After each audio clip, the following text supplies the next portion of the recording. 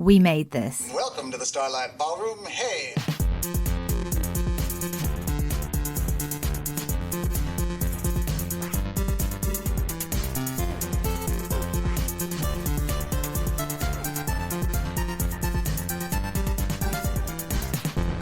Hello and welcome to Shipwrecked and Comatose, the podcast about Red Dwarf here on the We Made This podcast network.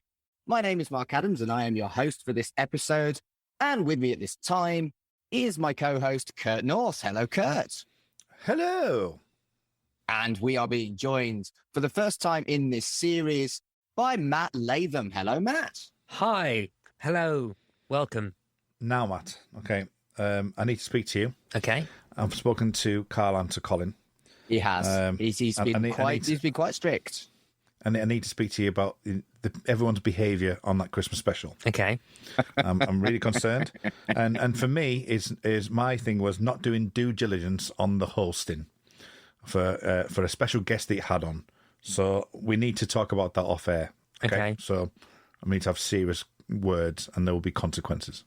Hey, if you just want to tell me about that bonus you're going to give me for finding him, it's fine. I don't think there's any bonus in it at all. It was certainly an interesting, I wouldn't say pleasure. I don't know what to call it, if I was being honest. Load of fun. There you go. It was certainly interesting on Christmas Day when I was listening to it.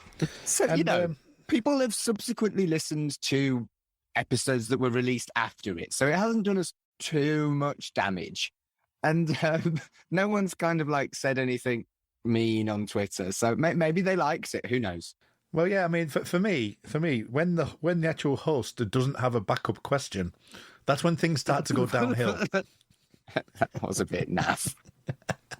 Anyway, we're not here. That was moons ago. That was moons ago. It was. Hey, don't worry. Next Christmas special, it's Bullseye. I'll find. How the fuck are we gonna do Bullseye? I can work a way out. Oh, I can work it out. It'll be all right. Well, that's if I'm there. Well, how how likely is that, dear?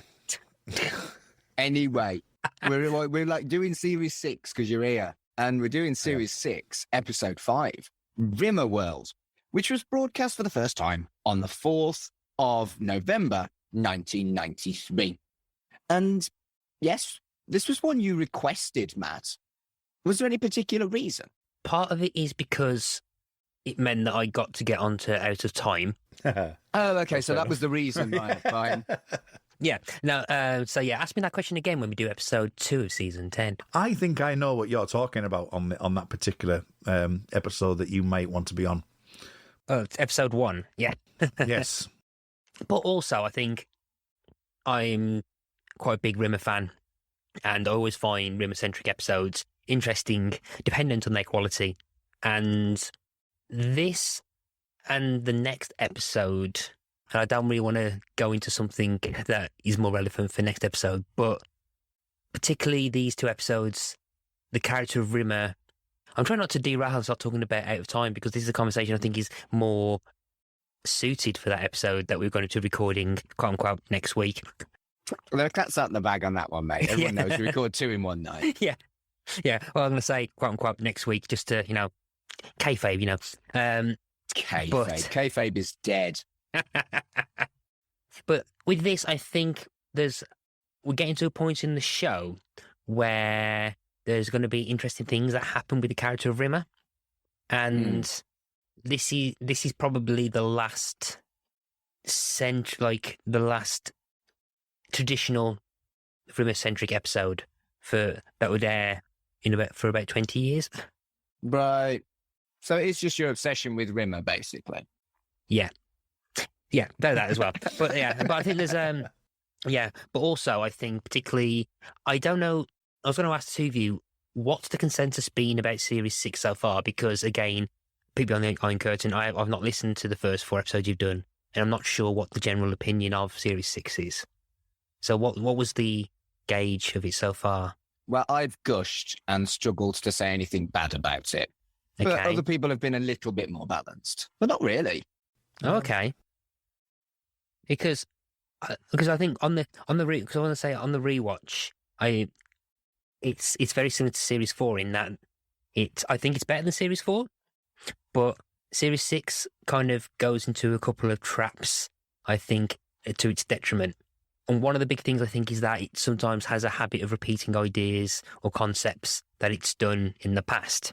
And one of the big things I wanted to think about Rimmerworld is that I never realised it until I watched Terraform, but there's a lot of crossover with Terraform. And I think one of the reasons I wanted to get into this part of Series 6 is I wanted to gauge your opinions on whether we got to a point in the show at this point where perhaps they were, I don't want to say running out of ideas, but they were perhaps struggling to come up with. One of the things that we did say about Red Dwarf 6 is that, just for your knowledge, Matt, is that towards the end of Red Dwarf 5, they were commissioned the Red Dwarf 6. Mm-hmm. And BBC were really pushing for it to be released in the March or the April of that year, which was brought a hell of a lot way forward to do it. So Doug and Rob both bought a house or rented a house together near Shepperton Studios just to continually write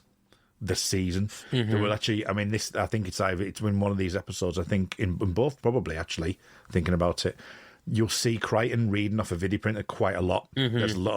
There's a lot of close-ups of him really, really looking at the screen, looking off screen, and the shot, you can physically see the shot move from like the wide angle to a side-on view of Crichton, because he's reading a lot of the stuff, because they hadn't even given the script. So there's a lot of that going on, which we've talked about the kind of continuation in the show. So you've got the things like what we're going to talk about here with the simulant ship going back to it. And this was actually filmed third before Gunmen of the Apocalypse. So this was filmed before. And we have touched upon likes of like sirens, the polymorph kind of aspect to it. We have touched upon a couple of things where it does feel a little bit like it's not necessarily copying, but there's definitely themes in there. I think even Gunmen of the Apocalypse, which, I won't have a bad word said about it, they frankly use Better Than Life. It is a Better Than Life system that they use. They don't say those words, but it's the same equipment, or it might as well be. And I just feel that you're right. Yes, there aren't very many new ideas, but I feel like without exception, actually, no, with the exception of Rimmerworld, they are done better. Whereas, spoilers, I thought this was a bit shit, actually. And I was surprised, because I remember Series 6 being superb across the board. Mm-hmm. The only episode, having watched all 6 now, that I was disappointed with was actually Rimmerworld. Yeah, I think that's one of the reasons, I think, as well. I think I mentioned Series 4. I think Series 4, the memory of Series 4 was better than perhaps it would have been. I think there are elements of Series 6, I think, that are there as well. But I think Series 6 as a whole, considering, I think, like I said, with the production things as well, is that I still think Series 6 feels like it holds together slightly stronger despite of that. Despite of that, and particularly in terms of production and stuff. And I think a lot of that is that I think with earlier seasons, I still think Series 2 is still my number one series, I think, of all time. Then I think it's 5. Then perhaps either 3 or 6. I can't figure You're it. ruining the special, Matt. You're ruining the special. Right. We're going to do a special on this, Matt. Oh, okay. Fair enough. Oh, you need to read our minds better next time, mate. Fuck's sake. Oh, sorry. I've been busy. But I think with Series 6, Series 6 feels more like a science fiction show with funny bits in it. Whereas I think there are some series feels like it's a comedy show with sci-fi elements. So Series 6 jumps into slight formula in that, there's a joke about his head, there's a space book called Directives, there's a lot of metaphor jokes gone through, there's always some kind of cat analogy that goes on slightly too long, and he kind of feels like the guy, like a checkbox of have we had this yet, have we had this yet, have we had this yet. See, that's interesting. That is really interesting, because I this afternoon was thinking how the sci-fi element didn't make too much of a thing here in this season. And I was thinking Rimmerworld is probably the closest. And I'm talking specifically about the wormhole bit, the time dilation stuff. And apart from, yes, you've got the VR headsets and stuff like that, but it doesn't do a Future Echoes. It doesn't do a Backwards. It doesn't do anything sci-fi. So it was interesting that I was thinking that myself today, actually. Yeah. In that case, I think it feels slightly more like an American sitcom in terms of that it feels like you got the story and concepts and the pitching lines. And so it's not a case of like you've got a room of like 10 writers pitching jokes and breaking stories. You've got 2 people.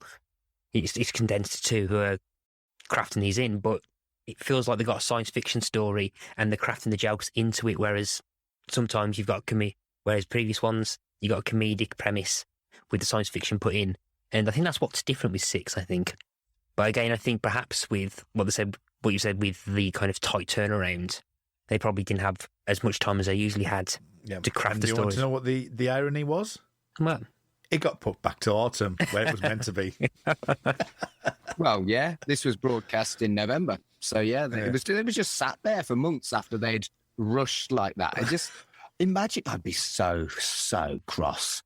I would be so cross. Yeah. Can you imagine all of the thing? They were rushing through it. They said, and we talked about this in Series 5, that there was issues with Series 5 and how that worked and things. But you rush it through. You're literally getting scripts to them before it happens, right before filming. And then the BBC turn around and say, actually, you know what? We're going to put it back to the autumn. So, you don't need to worry too much about it. And it's like, oh, never mind.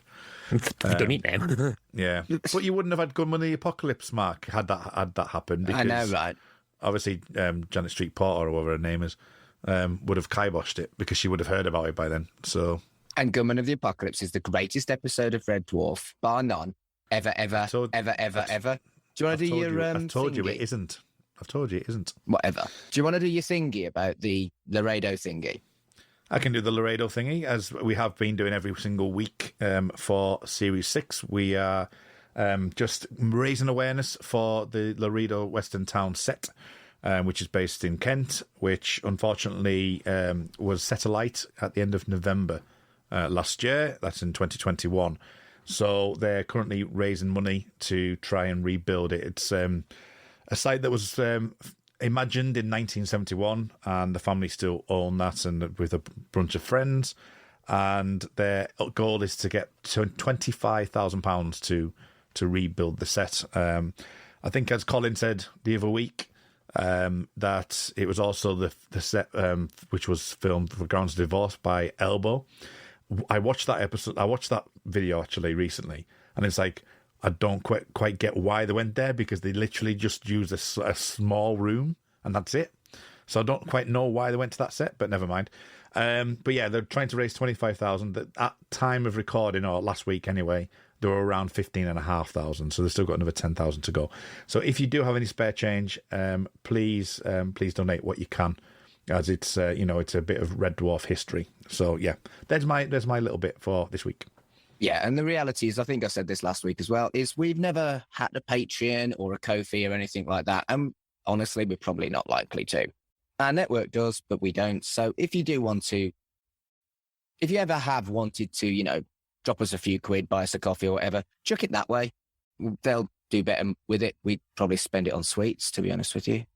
Yeah, at least they can buy some nails and some hammers and pay some joiners to get that work done. So absolutely.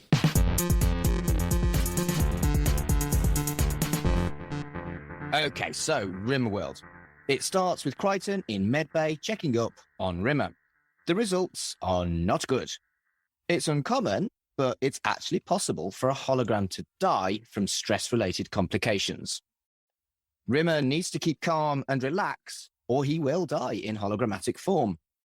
Crichton gives him some Chinese worry balls and suggests he uses them under situations of great stress. Rimmer asks Crichton not to tell the others. This was funny, but I'm not sure I'm down with the hologrammatical retcon. The kind of, I'm wondering whether this is them beginning to think, shit, Chris Barry is an immortal. He's not gonna be young forever. I wonder if it's them writing into the fact that Chris Barry's going to age, and think that this is them writing it in. Just smacks of, we wanted to write this episode, but it doesn't work with the way he's currently in law. So let's just retcon it. And I get why they were on a tight as fuck schedule, but it just doesn't quite sit well with me. What do you think, Kurt? I like the concept taken out of context. I like the idea. Without spoiling Star Trek Picard too much, there's a similar thing that happens in Star Trek Picard, but it would have been interesting because that was kind of the opposite issue. But I like the concept of it, and just the very thought of, like, if you could say put yourself into a hologrammatic body and you're the person, but you've got all those elements in the first place, then it doesn't make you immortal. So that would be intriguing in itself. That dilemma of, like, you might buy yourself some extra time or whatever, but the thing's still going to get you in the end. But it is a bit strange that you would put something like that in. And as you say, it does seem to, for me, I don't think it's as thoughtful as what Matt's maybe alluded to. I think it's more the case of they've gone, well, this is going to be quite interesting. We'll put it in. Yeah, and that concept I just said will get pretty much this episode and the next episode puts a massive kibosh on continuity. And unfortunately, Mark, we are going to have to talk about continuity errors because there's a massive big one. There's a big one in terms of Rimmer. Oh, yeah. Well, moving from Series 6 to Series 7, I was like, what the actual fuck when I watched It Gets a Ride, but we'll talk about that next time. And the introduction of the light bee felt like it was something that could have been there from the start but not mentioned, whereas this just didn't feel like anything other than we need a plot device. And to probably give peril for Rimmer as well. But yeah, but again, the whole thing of possible them to die, I don't know whether it's just like a case that Rimmer would give himself a heart attack out of stress, which will shut down the light bee or something, because in Legion, and again, even this episode and Out of Time, there are elements to the hard light mode, and I don't know how much you've delved into the discussion of the hard light mode. You probably had a big chat about it in Legion, but I've always had the impression that physically he's perhaps one of the strong. Is now quite physically strong, as in, like, almost impervious to stuff. Like, he can't actually be damaged. Well, he can't take the Ionian nerve grip. But there's no such thing as the Ionian nerve grip, so we're all right. Without spoiling too much, and Matt will know what I'm testing to here, I think there's a couple of things they do in later series which kind of probably work better. Yeah. They work a lot better than that. And I know that the Promised Land has an element to Rimmer as well, which is interesting. I've got the Promised Land in my notes, yeah. Yeah, so, so it's interesting how they've kind of, like, used this. It's interesting you say also, I keep saying interesting. I need to stop that. That is interesting. Interesting. Fascinating. It's fascinating. Curious. That the Legion thing makes him that impervious. So it's almost like, oh, crap. We need to, like, stop that. We need to almost, like, turn about, do a U-turn. Which, we won't go into too many U-turns because we won't get into that. I suppose that does make sense for the fortune of Rimmer, in as much as every time he gets a shiny thing, it eventually gets taken away from him. Every time he thinks he's got something good, it gets fucked over. So that kind of, I'm convinced, sort of. Yeah. No, I'm not, but it at least makes sense. I quite like the idea that there's also kind of like a psychosomatic thing happening where it's, I don't know the exact language, but where, like, the stuff like the panic attack wouldn't actually happen to the hologram, and it would not actually affect him. But because he is Rimmer, and it seems to be an exact copy of his brain and how he works, I'm assuming that all the emotions, and again, I don't know how the brain works properly, but I'm assuming if it's an exact copy of his brain, then all the kind of anxieties or health anxieties that can probably come to that.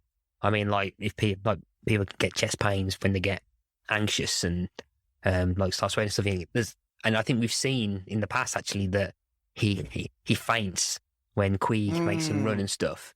And again, I'm wondering whether that is just like a habit of how he knows he's human. It's like it's how people kind of write around the fact that sometimes, hang on, Spike, Drew, Angel from Buffy, they're all breathing. You can see them breathing, whereas they don't need to. I'm just wondering whether it's like them writing around that, okay, they kind of knew it's an impulse.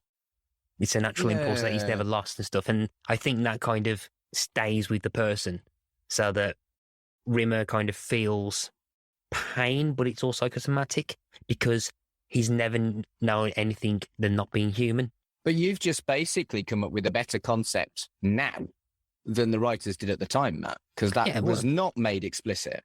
I know this is going to be a complete left field, but I don't know why I've just suddenly thought this, and there is elements to the reason why. But I really now fancy just like breaking off this podcast and watching Black Mirror and the Ashley 2 episode. Yes. I don't know if you've seen that. I've not seen that, actually, yeah. Oh, it's excellent, Matt. Get it watched, mate. Yeah. I still need to finish series 2, actually. White Rabbit broke me. Yeah. I mean, I was really cynical about it because, frankly, it had got what's-her-face in it, that singer. Miley Cyrus. Miley Cyrus. Miley Cyrus, yeah. And she smashed it, and it was excellent, and I'm an idiot. So it is a great episode. And it is kind of related to this, but I'm going to move on. The other thing I wanted to talk about in this scene was the progression of Crichton's lying. We've seen over the last 6 series how he couldn't lie. He was learning to lie. He had to explicitly say lie mode before he started to lie. Whereas here, he only has to cancel it. He can now lie. And what's really frustrating is that's a really nice progression compared to this shitty retcon in the same fucking scene. No, I agree, actually, yeah. There's the sense of the progression of Crichton where it's either that or they just realise that they can't just keep repeating him going lie mode all the time, where like they have to kind of say, yeah, we need to kind of get him to actually lie or just or conceal the truth or break things generally. But then again, though, how much is his feelings towards Rimmer? Because he's not as partial to Rimmer as he is with perhaps Lister. Yeah. Maybe he still has to go lie mode if he wants to lie to Lister. which would kind of defeat the object, really, wouldn't it? Well, even that he finds it a lot more difficult to lie to him. So But then again, and here's a question as well. I mean, his relationship with the cat. I'm trying to think of an example, but I can't think of one. Yeah, they aren't close, but he doesn't dislike him like he pretends he doesn't dislike Rimmer. I think you're right. There is almost 3 very different relationships where he likes Lister, he indifferences the cat, and he doesn't like Rimmer, but he's polite to all 3 of them. Yeah. So my question then, seeing that we are talking about, issues, which way would you choose? What would you actually choose? Would you want the harsh reality of the situation, or would you like it? Would you like to engage lie mode? Fuck. That's deep, man. Sorry. I'd probably react in exactly the same way as Rimmer did. Say that you don't want to know, and then change your fucking mind. I think that's exactly what I'd do. I think, you go, I don't want to know, but then realise that, shit, I need to know because not knowing is going to be... I would agree. I think that's... I would probably just go, just give it to me. Just let me know what it is so I can deal with it. Yeah. Well, interesting line from Crichton is that he says, spend more time in your hard light form. See, I didn't realise that you could switch between the two. Does he switch between the two? Well, they established earlier on in the series that it's a bit of a power drain, and so sometimes they have him in soft light form when he doesn't need to be touching things. So I would assume... Okay. Does Rimmer sleep? Does Rimmer have to sleep? Because if he had to sleep, you'd probably put him in soft light, wouldn't you? Well, he's had a bunk for 6 series, hasn't he? He has, yeah. And he gets up at 4 a.m. and does his star jumps and stuff. Yes, he does. He does sleep. So maybe he'd be in soft light form for sleeping. Yeah. The Starbug approaches the simulant ship they recently defeated. They decide to loot it for food.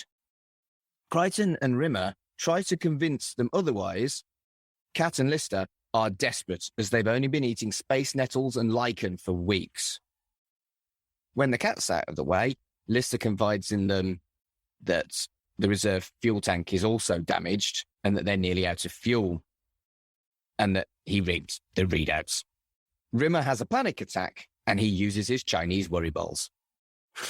I like Chinese worry balls. I have a set of Chinese worry balls. They're no good for when you're worried, but they're kind of just nice to just chill and just do your hand and keep yourself dexterous. And sing songs to the labyrinth. Yes. Do that with the whole labyrinth. Oh, David Bowie in Labyrinth. You two need to talk for 5 minutes while I have a good think about that. My name is David Bowie. Yep. I can't help do that now. I've got to do Flight of the Conchords because it's just embedded in my brain. David Bowie. Sorry. The elephant in the scene is that this makes literally fuck all sense. If they are chasing after Red Dwarf, they will be going in one direction and you won't come across something that you've already sped away from. But don't they say in this episode, is it this one where they actually say that they've lost the trail anyway? I think that's out of time. Is that out of time? Yeah.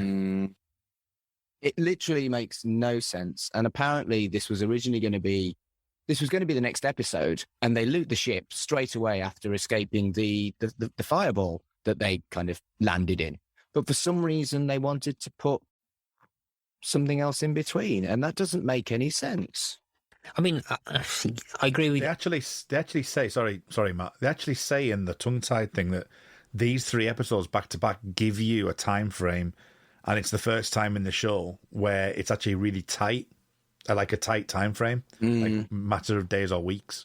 Whereas in the rest, you never really know how many weeks each of the episodes are, and these 3 are quite tight. It's particularly implied in series 1 and 2 that they have weeks and weeks on end where fuck all happens because endless space. And is it just more populated around here? I don't know. You know, they've come into contact with lots and lots of things, whereas they had series and series where they were all just sat on Red Dwarf. You know, I don't know. This episode just highlighted the continuity errors to the point that I've never seen it before. And I'd be lying if I said it didn't grate a little bit.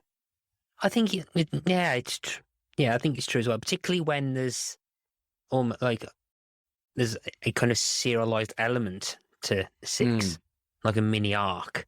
I mean, like, as fun as it is to say, oh my God, they're revisiting the simulants that they met a couple of episodes ago, and particularly in hindsight with the narrative sophistication that has happened since then, in basically most genres of TV.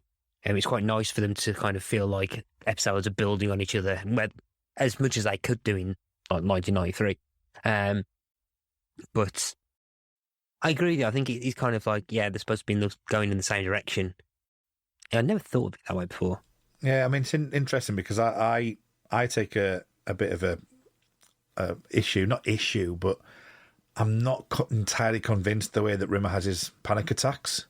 Personally, I think it grates on me a little bit the way he does it. Having said that, grind those balls is probably my quotable dwarf on this episode. Grind those balls. Must not make gay joke. You'll tell me off. Must not make gay joke. I just think there's the 2 or 3 times that he does the actual panic attacks themselves. I don't know. I don't know if it's just too cartoony, it's too over exaggerated. It is quite campy, isn't it? Yeah, that I do struggle with. But then obviously when we do actually get to Rimmerworld and we find him and he's twiddling the little ones, then that's the joke. So I think it's building to the payoff, isn't it? Yeah. Without wishing to be too personal, I have suffered panic attacks in the past, and they ain't like that. I'm not offended by it. I don't think that there's anything to pick up there and call it ick or anything, but they're just not like that. If you have a panic attack, you're knackered for hours afterwards, and it's much more physical and, frankly, a lot more scary than it's depicted on that. I do think panic attacks can differ from people to people. I mean, I come to realise that perhaps I've had them and not realised that they're there, and that they're actually panic attacks and stuff. So, and I think if you put into mind that this is Arnold Rimmer, who would probably try and milk it for as much as he possibly can, then... Yeah, I suppose I could see that. Yeah. I think that if he thinks like even a slight twinge, you'll probably think that he's dying. So I think that perhaps the added melodrama might be just in character. It is campy, and I think that is slightly campy and overdone, which is I think how Chris Barry does it. But then Chris Barry's quite a physical performer when he needs to be.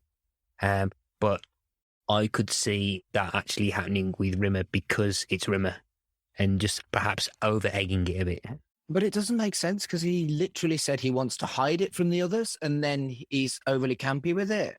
Oh, this is an interesting discussion.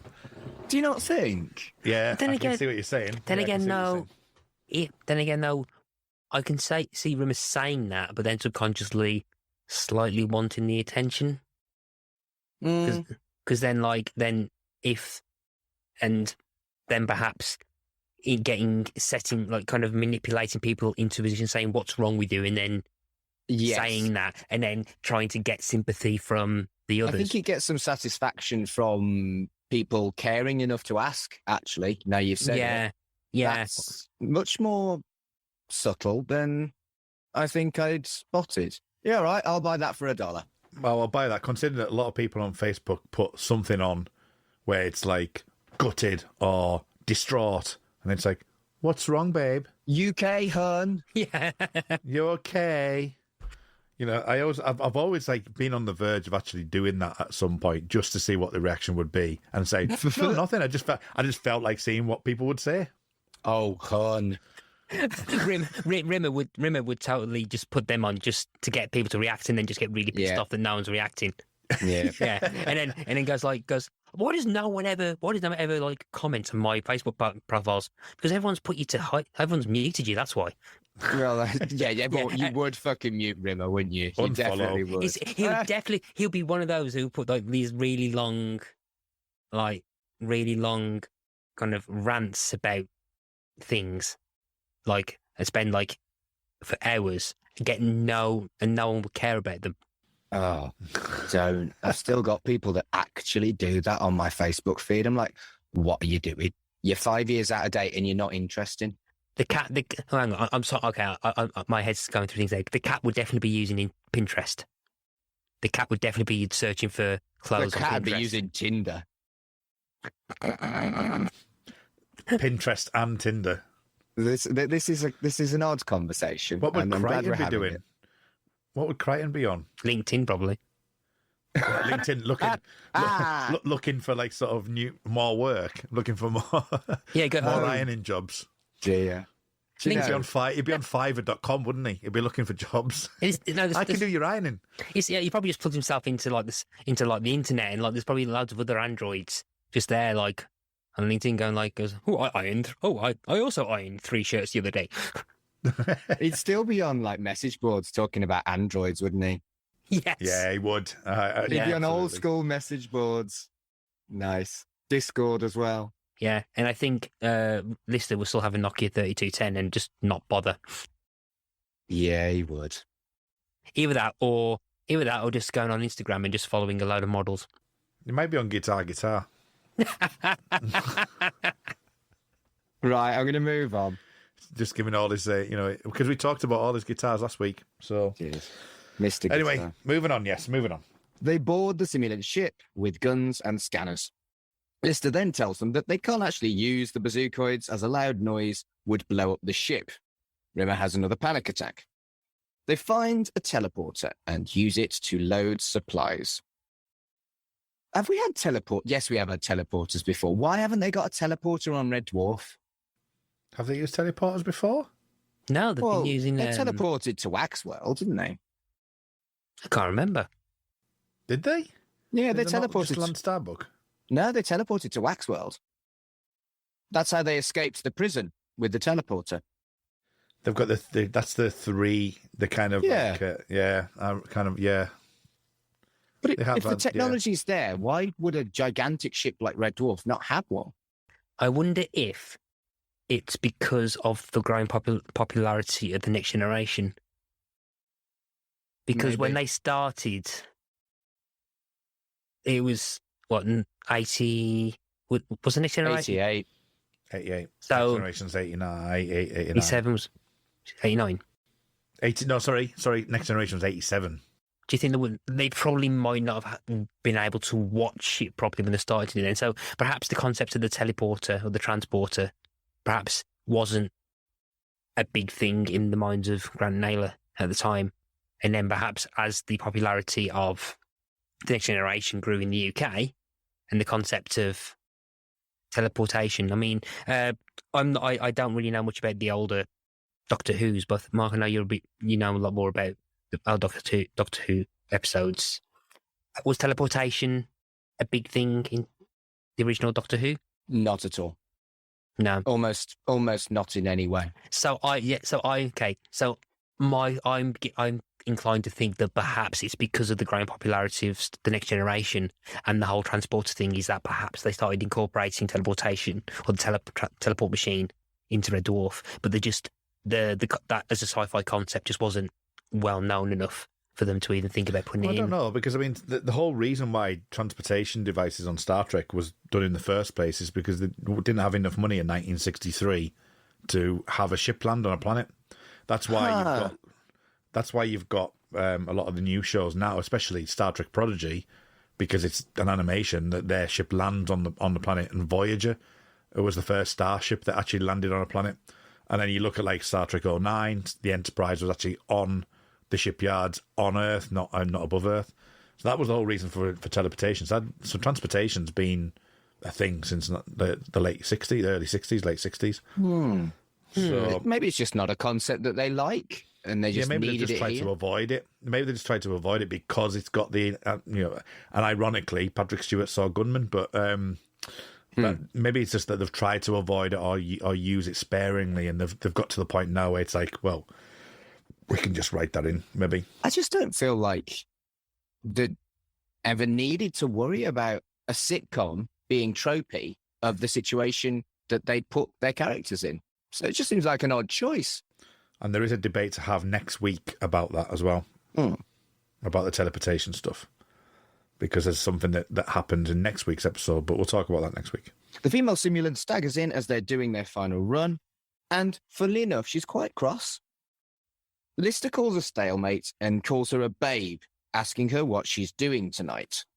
She says she's dying and starts shooting the ceiling. And whilst it was funny, flirting with a simulant,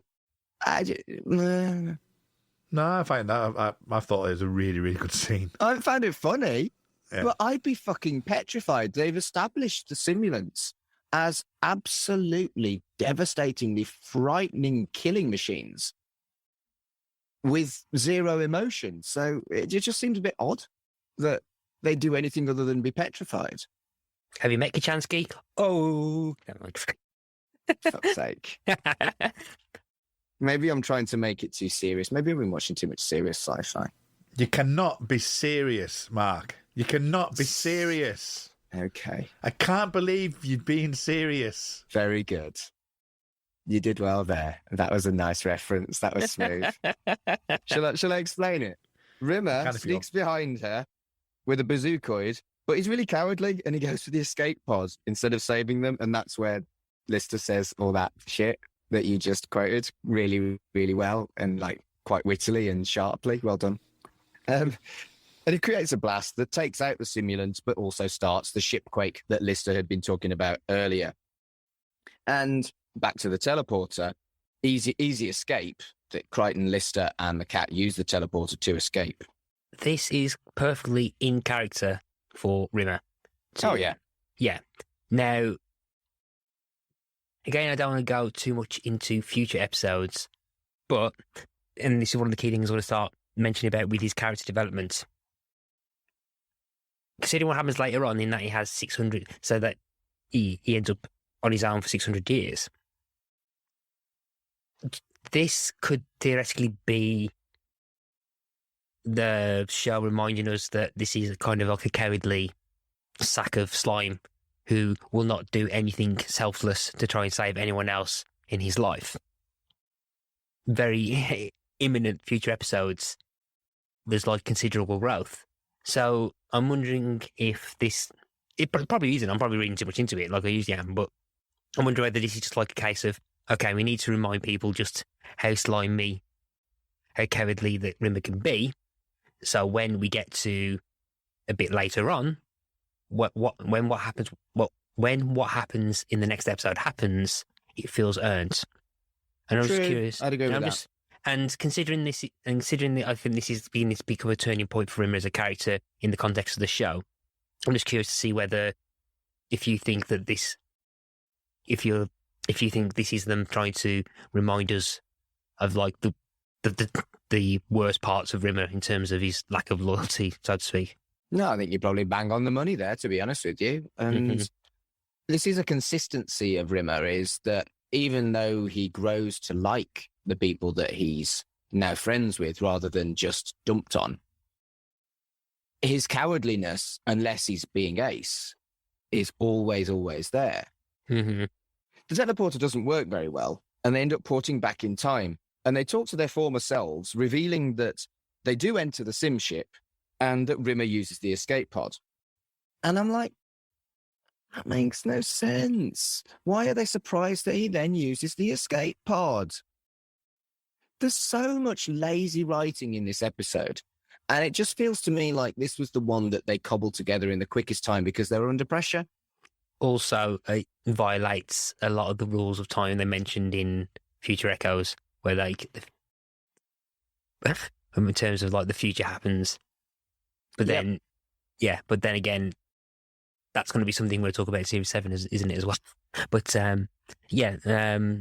because there's a whole thing about causality, I think. Is causality in Red Dwarf in that what happens, and you can't really do much to change it. And there are elements, particularly in Lister's backstory, which I'm not going to get into right now, in terms of like fixed points in time and that sort of stuff. I mean, he was the original birth of the Millennium Group, but that's a different TV show. Ha! We'll talk. You should start a podcast about that. Maybe called The Time Is Now, I think. Yeah. Maybe. But that's for a much later episode. Yeah. But then Future Echoes are saying what happens, and you can't change it. And here, they pretty much create a time paradox straight away. And it's, I think it's either a mixture of a gag that doesn't hit, or they added that scene to plod out the script so that they can use it at the end of the episode to set up that cliffhanger at the end of the episode for Out of Time. So I'm just wondering whether that's just there just for that. But yeah, it doesn't really make much sense except to establish that the teleporter can time travel. But it goes again to that concept of Series 6 having these things that are kind of repeating on themselves, isn't it? Because Out of Time, teleport, this episode, the siren stuff, with polymorph and all that kind of thing. It seems like it's all distilled into like this one series, and it's like a greatest hits. Yeah, kind of like run, really. It's almost like the final lap. Yeah, because you don't get anything after this for 3 years, so. Honestly, as I was watching this and as I was spotting the continuity wonkiness, I think it might actually be this episode that has given Red Dwarf its reputation, because it's much less frequent than I thought it was across other episodes in Red Dwarf.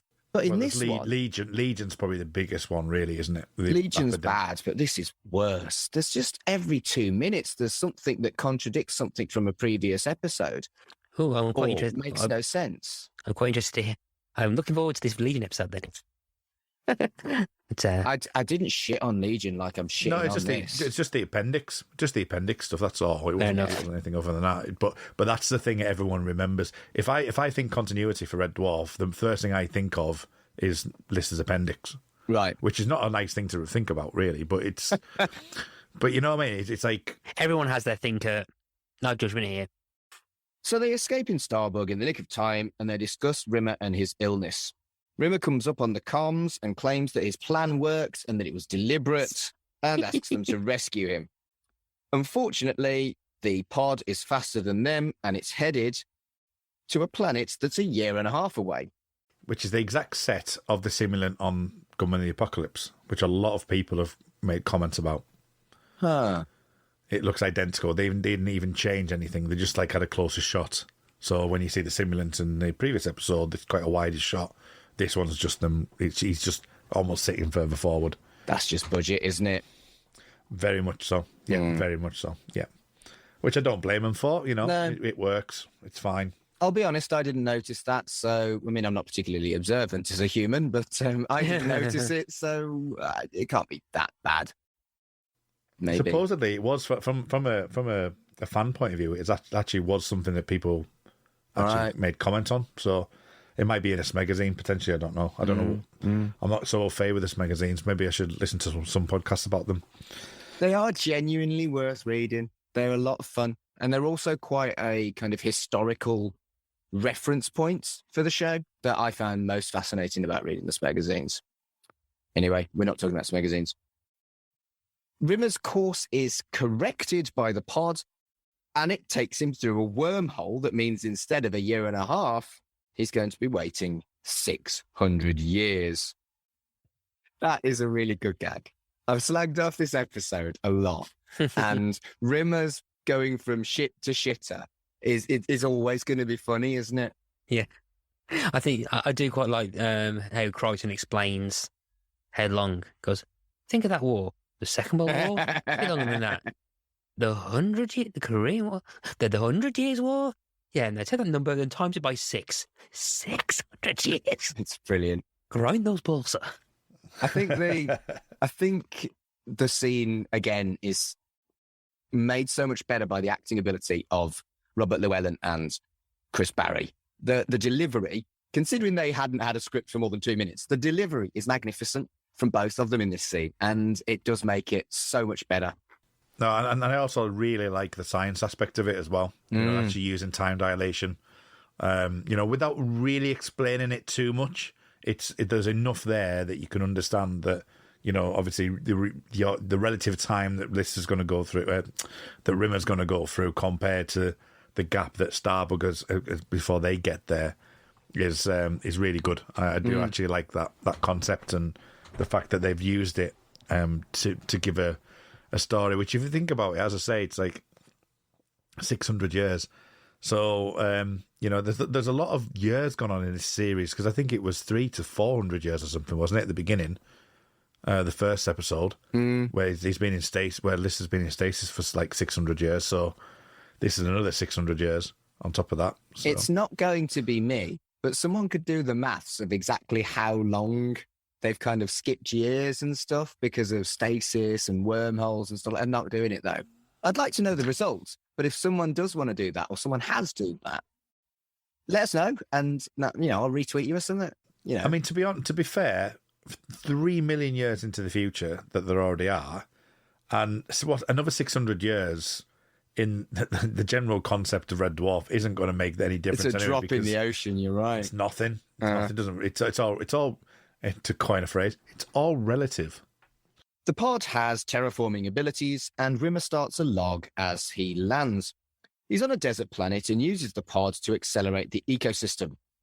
It creates a lush and verdant world that he immediately decides to call Rimmerworld. He wants his own Eve, as he's on his own, so he kind of tries to create his own Garden of Eden, but he calls her Jane. And that's a very good gag.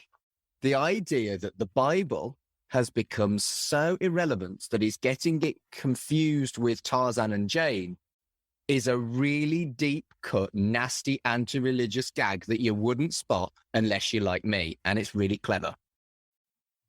And he's well brilliant. Done, Mark. Wow. Well done. Oh, yeah. Did you not clock that? He doesn't refer to her as Eve, he refers to her as Jane. And so it's basically saying it's... I just assumed because his middle thing was Jay. But No. He talks about the Oh, Garden wow. of Eden, but refers to the person in it as Jane. It's a deliberate malaprop, like in the past when they've had Wilfrid Shakespeare. It's a deliberate thing about the passage of time, meaning that people's knowledge of history is warped and that the Bible is fucking irrelevant. And that's so naughty because you won't always spot it. I love that gag. It's mean. I did not spot that at all. Yeah. But to be fair, the rest of that line, though, I do quite like the timing of Chris Barry's expression I was like, technically she would be my sister, and therefore unable to take me as a lover. After much soul searching, I decided, what the hell? I just wouldn't tell her. And it's Chris Barry's expression where he goes, he just starts smiling and goes, hmm. It's almost like that. Savage. He goes almost British. He goes almost near British in terms of that smile, and it's funny because he doesn't. It's less the smarmy smile. It's more the kind. He's a lot more Gordon British in terms of what you expect from Rimmer. But it's just like I just think it's the timing is great. The sister gag. It's another dig at the Bible. In Exodus, Eve is made from Adam's rib, and you're absolutely right. He fucks his sister. It's his biological clone that he's fucking. So it's either a clone or a sister. It's just it's subtle but mean as fuck. And then again, now, Mark, you have said that you would sleep with yourself. Oh, I absolutely would, and he'd be really good. Oh, I'm thinking about it now. Mark would actually make a mark. Yeah. I wouldn't want a woman. What would I do with a woman? Maybe he would fail. It would have to be all clones. Oh, that'd be great. Imagine the orgies. Literally all clones, wouldn't there? Oh. There's no propagation. Adam's world, and they're all just shagging. They don't get on with anything. Adam and Mark. But they don't get on with anything because they're all just shagging. Because they know that they're going to have great sex every time. You can imagine, like, sort of just watching Adam and Mark grow together, right? So you've got Adam and Mark, and then they sitting just go in a tree. You're just going, yeah. As a gay man. Well, we would just be shagging. We wouldn't even bother to say that. We'd know. Talking about gayness, Chris Barry's bottom is pleasant. It's not him, I don't think. Well, that man's bottom was pleasant. I'm a little bit disappointed it wasn't Chris Barry's bottom. We discussed Craig Charles's bottom when he was in Captain Butler the other month. But I wanted to get the full collection of bottoms by the end of this podcast. I want to see all 4 bottoms. I'll be very disappointed if I don't. And this means I've still not seen Chris Barry's bottom. How do you know it wasn't Chris Barry's bottom? Have you seen the shape of the guy? Why did they use Chris Barry on a green screen? Maybe he didn't want to get out his bottom. It's all cheaper. They went to town with the fucking egg. The egg was pretty cool, actually. Really nice prop. It was a double screen, wasn't it? Wasn't Chris Barry in the screen in the thing as well? In the scene. Yeah. Someone Google whether it was Chris Barry's bottom. Anyway. So on the trivia page on the Tongue-Tied Wiki.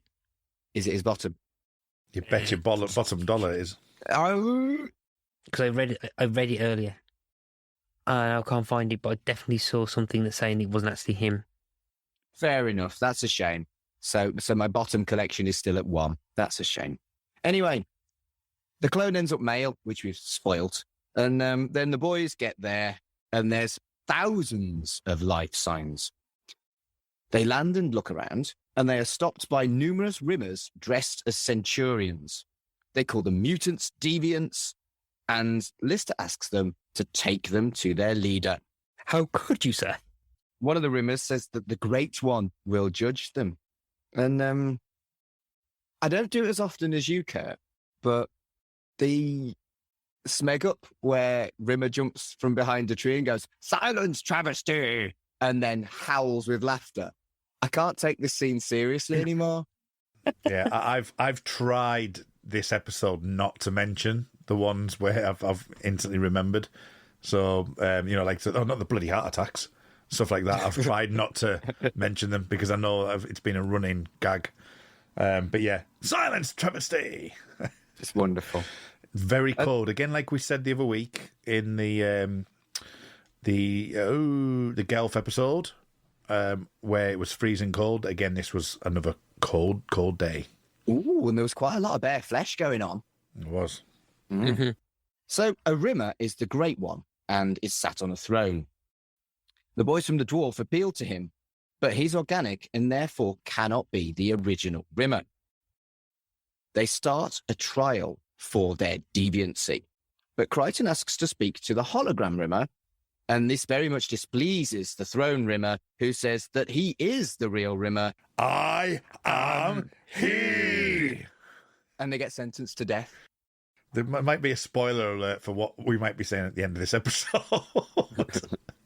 But the one thing in this scene that it wasn't quite, but it was nearly Mark has to pause to get over his laughter moment, was the concubine. Chris Barry's face being the concubine, trying to look seductive and completely failing, was fucking magnificent. So the two girls in front were a set of twins, right? Originally, and obviously the kissing was actually, male and female. But the makeup on Chris Barry is just sublime. It's wonderful, unreal. It's brilliant. It's a nice visual gag, and it's just yeah. But but quite interesting. Like the. But I do like the fact they use twins, because then you've got the kind of the clone kind of aspect to it. So they thought about it that far. But they're also female, so biologically. I don't want to go too much into how. Would Mark shag a female version of himself? Is what you're asking, isn't it? I was on about how. That's got him wondering though. That's got him wondering. She could give me a blowy, but I wouldn't want to go anywhere near that thing.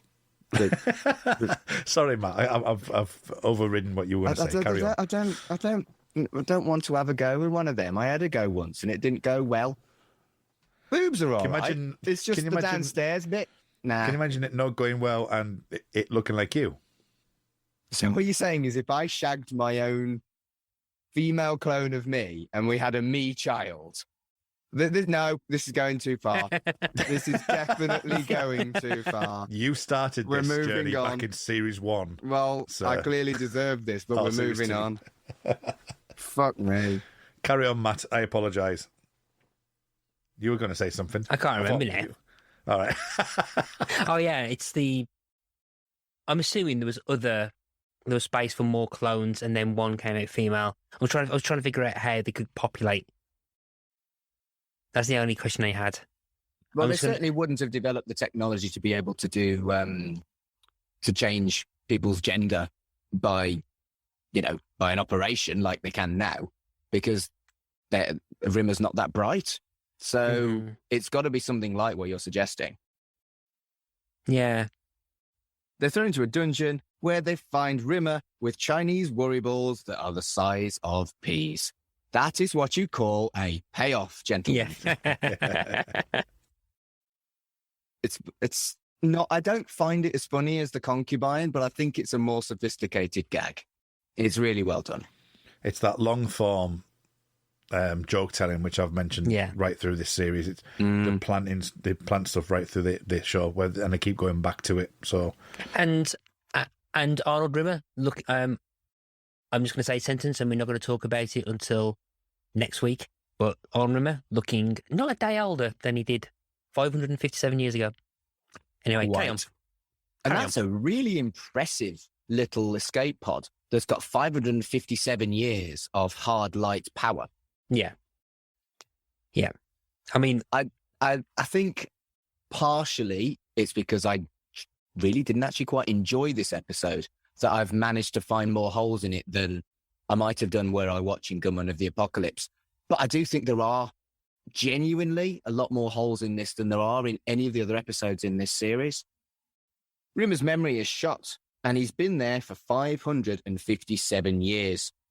He was overthrown 557 years ago, funnily enough, and they punished deviancy of any kind where you're no longer Rimmery. He's only alive because he is indestructible, as he's in hard light mode. They look for a way to escape, and Lister comes up with an incredible, elaborate plan like something out of fucking MacGyver, but Crichton has the teleporter. One of the best gags in Red Dwarf history. It's a great gag. Yeah. Just love the fact that he just went, oh, we could use the teleporter.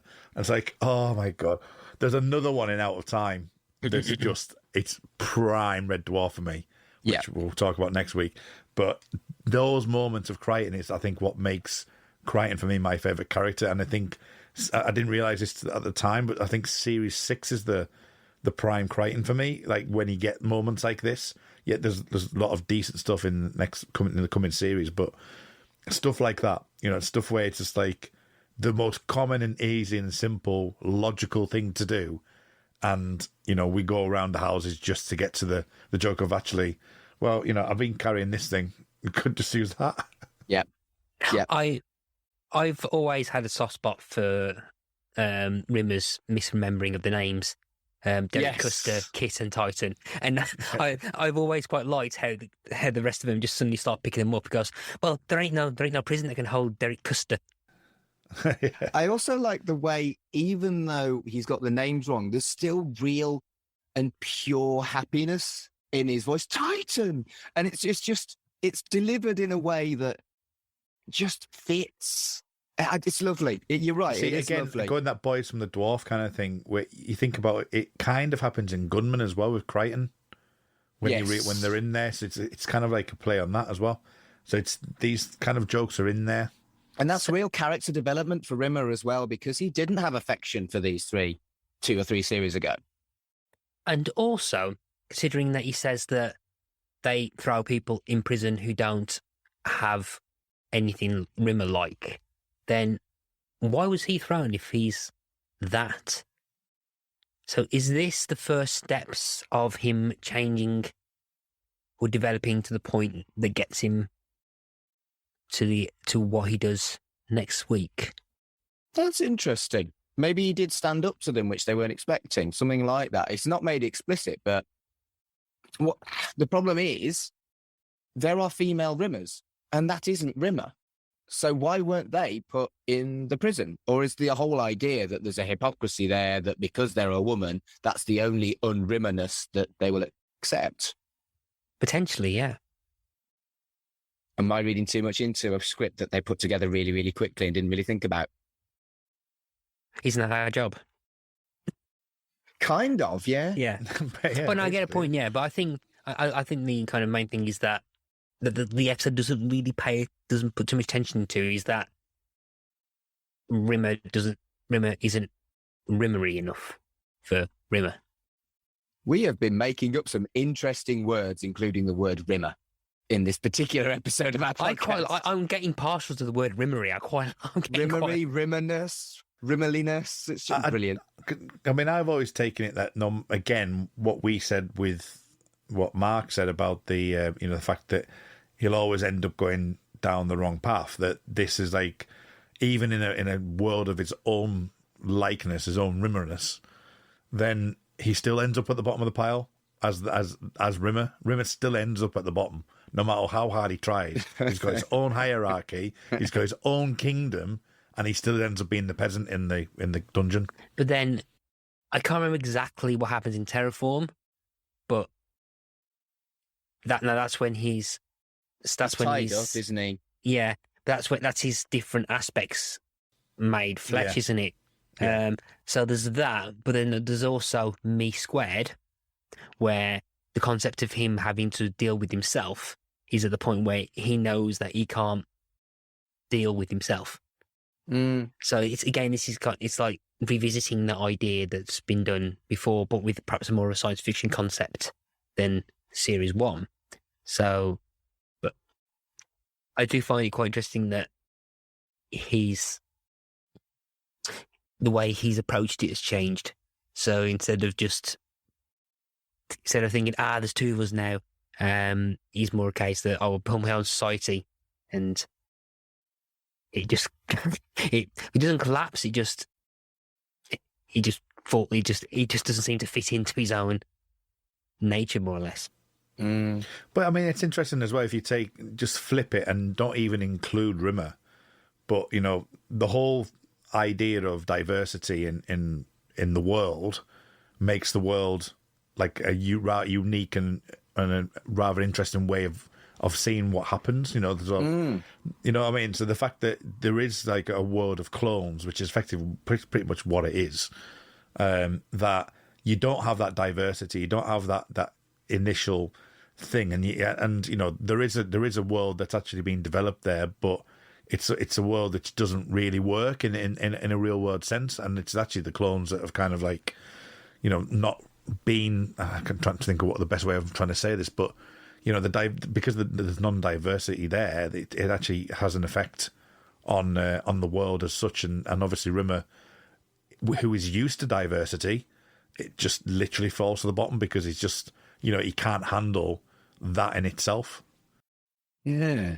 But on the flip side of that, Throne Rimmer has an H on his head. So even though he's been thrown to the bottom of the pile, there is an acknowledgement that the original Rimmer is the most Rimmery Rimmer, but he's in prison. I don't know. There are some interesting things to discuss in this episode. And again, I quite like the fact that earlier in the series, they acknowledged that there is a tiny element of DNA in the light bee, which is why the emo hawk can take the emotions and make him into Ace. And they continue that, that he uses the DNA from his light bee to create these people. And so there is some good stuff in this, and so it is quite thought-provoking. I just didn't enjoy it.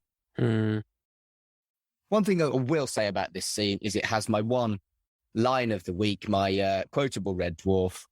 And I say this a lot. Maybe not the whole sentence, but shouldn't we be making skedaddle plans? I definitely use skedaddle plans. Do you want to make skedaddle plans? I definitely say that.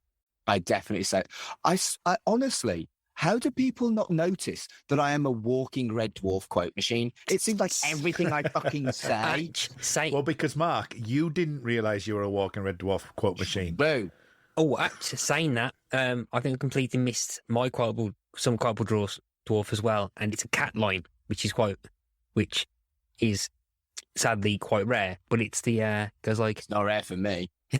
All in all, 100% successful trip. But sir, we've lost Mr. Rimmer. All in all, a 100% successful trip.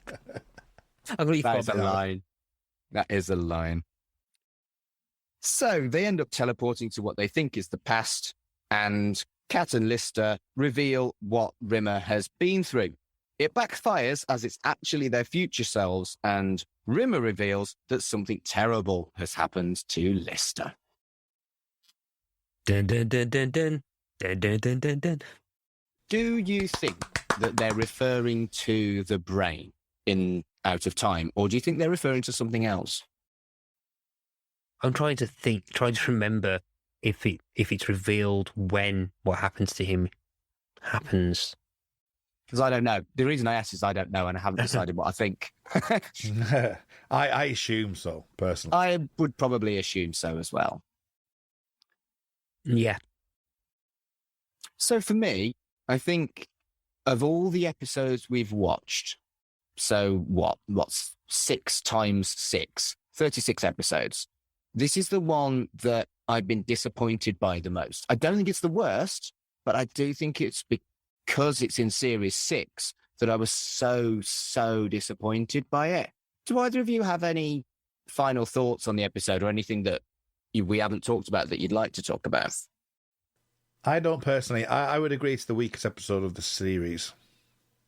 Yeah. As in series 6 or as in series 6? Yeah. I think what was the well, we'll talk about our best and worst episodes of the BBC run in the special, I think. But yeah, disappointed. I'm not too sure I'd say disappointed. There is, I think for me, some of the Rimmer stuff, which is ironic compared to Matt, that in some ways, some of the Rimmer stuff over the course of all 6 series, I've often thought is a little bit weaker because I was looking at something differently. I know, Matt, I know. But having said that, on the Shipwrecked and Comatose podcast, that I've come to respect it a lot more. But the Rimmer, the problem I think I have for the Rimmer stuff is not Rimmer enough. I really, really struggle to know which episode is which is why like the Terraform. If you would like to like take a step back and think about Red Dwarf as a whole, I couldn't tell you. I think it even started with this early doors about the Wexworld one, the Rimmerworld one, this one. I could never work out in my head which one was which. I just knew that happened there and this happened there, and I could never collate all of them in my head. So that's almost like a preconception that I knew that this one wouldn't be my favourite.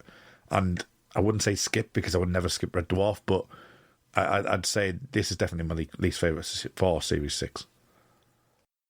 I think as I mentioned in early at the start of the episode, I think with Series 6 is that I think conceptually the sci-fi stories are interesting, but I don't think they're applied as well as previous episodes. But I think the kind of moments of comedy, or like the lines or some of the dialogue, or some of the more memorable moments or memorable lines, even if sometimes they kind of sink into the kind of like, oh, this week we've got another. It's the Crichton joke of the week. It's the head shape joke of the week. It's the cat quote of the week. It's the space core of the week. Yeah, I mean, I would agree with that, because you mentioned the cat quote, the one where it says, we've lost Mr. Rimmer. That joke gets repeated time and time and time again. Mm-hmm. In various different forms. The Crichton head, shaped like an oddly shaped ice cube or whatever it may well be in 1 week, will get repeated in, seasons 11, seasons 4, seasons 5. So there's a lot of things like that happen. And I think I agree with you that there isn't in these episodes, there isn't a queeg. There isn't a full thing and you're getting that switch and it's you're getting moments like the bulb. You're getting stuff like that happening. And it's those memorable moments that you remember. I mean, Gunman the Apocalypse, as you know, is as we've mentioned earlier, Mark, whether or not it's like Back to Reality or whatever it may well be, as episodes, that's probably the best episode of the series. But of Series 6 for me, and I know it's for you the best, but I think you're right, Matt, I think some of them are gag related now. It's more, they're so embedded into culture that they can just use the gag rather than trying to build something. It's like, oh, we can just throw in that joke or we can throw in this element, so there is a little bit of that going on. Well, gents, like I say, this was disappointing because it was in Series 6. If it was in, say, Series 3 or Series 4, I probably wouldn't have been as scathing as I have. I think you've got to put some perspective into it. I've kind of went into it with rose-tinted glasses, and that's why I was disappointed, I think. I don't think it's a bad episode. I just think it is the worst episode of Series 6 and therefore a disappointment, because I kind of remembered them, wrongly, being consistently exceptional. So that's maybe Series 4, I think. Right.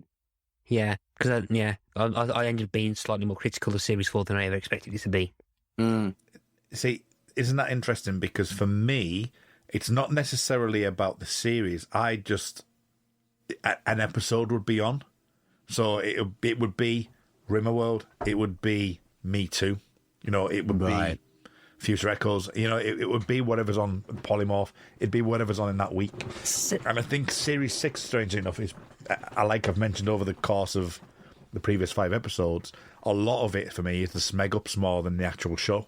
Yeah. I think, particularly growing up and seeing repeats of it on the channels and stuff, I think a lot of the times you kind of group them into the series is because, particularly with this point of the show, they'd have like Red Dwarf 5 or the Red Dwarf 6, and they'd actually have the Roman numeral in the title sequence. So you'll watch it, and you didn't really know which. When I was younger, you didn't really have a concept of which episodes and which series. And at the end, you'll see the title sequence, you'll have like Red Dwarf V or Red Dwarf VI or IV or something like that. You'd be like, oh, okay, this is that series and stuff. And when she saw that number, I was able to start gauging, that episode's in 6, that episode's in so-and-so. And you start gauging how they were grouped. So you'd be saying and start to notice oh yeah, okay, this one looks slightly more polished, so 6 came after. This is how numbers work. 6 comes after 4, doesn't it? So that's how I started getting my head around that. And then I don't think Series 3 doesn't have the 3 on it, I don't think. And then 1 and 2 kind of mixed up with each other, so I didn't really know the difference between the two of them until at least the DVDs, I think. But For me, it was always completely distinct which series was which, because the vast majority of my consumption was via the videos, the VHSs, and they had the numbers on the spines. So my brother and I, we'd watch Series 6 that night. We'd watch Series 4 another night. And it was consistently Series 6 that we would watch, maybe 3 times more than anything else. Thinking about that, I think what's really strange with it is the fact that I think I remember, and I kind of do it now. If I watch Red Dwarf 6, I watch Red Dwarf 6 as a whole, so I don't even think about the episodes. I watch it as like 6 episodes in a row. It's like literally bang, done. Red Dwarf 3, I watch it in a row. And it's only when like sort of repeat television came on, it's like, oh, that episode's on. Oh, Polymorph's on. And I genuinely think of it. I don't think of the number that's on the opening credits. I genuinely think Polymorph, or Out of Time or stuff like that. And that's why I was saying with the Rimmer stuff, that's where I struggle, because I'd never really, the Rimmer episodes never really grasped the name. I never really grasped the names because I don't think I was that, not keen. I don't think keen's the right word. I think it's more a case of they didn't jump out as much as like, as a backwards would, for example. So I don't know. It's weird.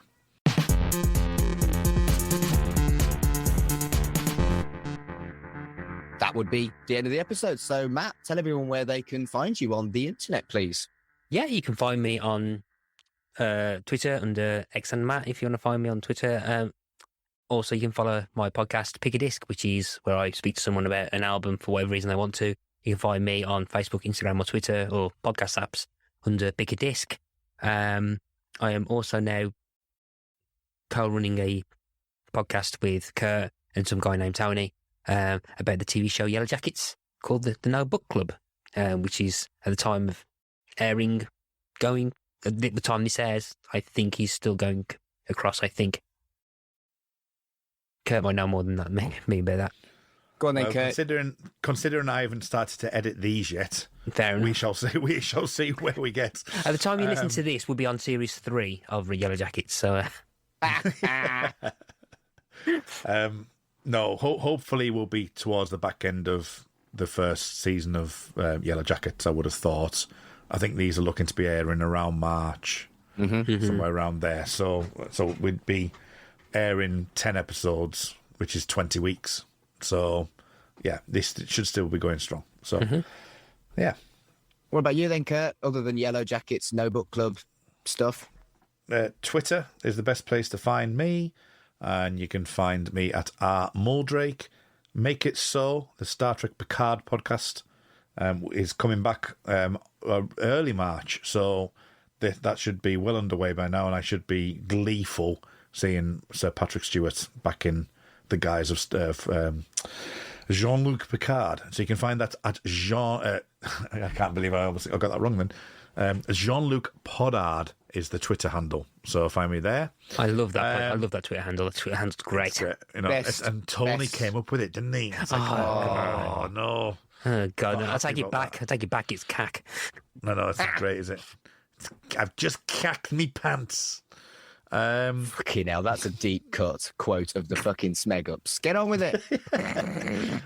And you can also find me on the Xcast, which is the X-Files podcast. You can find that the X_cast. If you're looking for me, you can find me as the main host of Right in the Childhood, which is a podcast about kids' TV, at RITC Pod on Twitter. You can also find me as the host of Geek Polymath, which is a show where I talk about which is a podcast where I talk about something that I am quite into with someone who is an obsessive fan. That's at Geek Polymath on Twitter. You can also find me as one of the co-hosts of Chucky Vision, a podcast about the Chucky franchise. That's at Chucky Vision on Twitter as well. If you're looking for me, it's at Mark Adams HC on Twitter and Instagram. Don't bother with Instagram. I don't like it, so I very rarely post on it. So, all of the podcasts we've mentioned, you can find them on whatever platform you are currently listening to Shipwrecked and Comatose. Please do give all of our other stuff a go. That would be lovely. Thank you for listening to Shipwrecks and Comatose, and until next time, I am he. All in all, 100% successful episode of the podcast.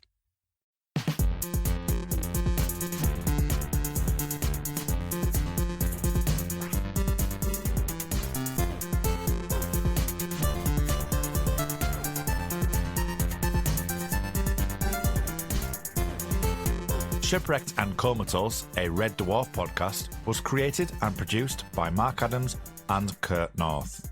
You can find us on Twitter at Red Dwarf Pod, and we are part of the We Made This Podcast network, which can be found online at wemadethispod.com or on Twitter at wemadethispod. Hello everyone, this is Tony, Network Chief of We Made This. As you know, our podcast network brings together a brilliant assortment of talent who talk about all kinds of pop culture content, such as the episode you've just listened to. We're not going anywhere, but we'd love to keep the lights on for even longer if you're able to support our network on Patreon. For just £2 a month, you get your name in lights and the satisfaction of knowing you're helping us produce more great audio. And for £3 a month, you'll get your name in lights, but you'll also get access to an exclusive bi-monthly podcast from the We Made This talent pool on podcasting, pop culture, and, well, you tell us. We'll take your suggestions. For less than the price of a coffee per month, you can help keep We Made This going. Just head to patreon.com/We Made This. That's patreon.com/We Made This. And get the ball rolling. Elsewhere on We Made This. A Dream Given Form, a Babylon 5 podcast. The isolationism is talked about a lot in the episode, but it's entire. But Londo's isolation is so heartbreaking to watch. The final scene of dialogue together between Londo and Jakar it's so powerful. When Jakar says, "I can't forgive this entire, but I can forgive you," and that music as Londo touches Jakar's arm and leaves gives me goosebumps. It's so beautifully done. I'm not going to lie, that I kind of welled up when Jakar forgave him. It really does. Yeah, it really does get me. But yeah, it's a very sad story, but that's what makes Londo's journey such a captivating journey to watch throughout the 5 seasons. Free with this month's issue. This is Skin Lab and Dissolve. Yep. That f***ing riff, man. What a track. So good. I love that lyric as well. I'm disappointed that he didn't write it himself. Did he not? No. Which one? It's not what they call It's What You Answer To is a W.C. Fields quote. I've just looked it up. Ah. Oh, I quite like that even more now. For a second there, I thought you were going to say it was a WCW quote. Yeah. Sting coming out. Yeah. Bit of that Eric Bischoff in the middle of the ring. Let's re-record it, and Ian, if you could just say that'd be fantastic. Sure. But no, I love this. It's definitely Machine Head influence, isn't it? I mean, they're from San Francisco, so which isn't a million miles away from the Bay Area, of course. But, there's a bit of Far Beyond Driven era Pantera in there as well, particularly with the deep, low voice in the verses. Oh yeah.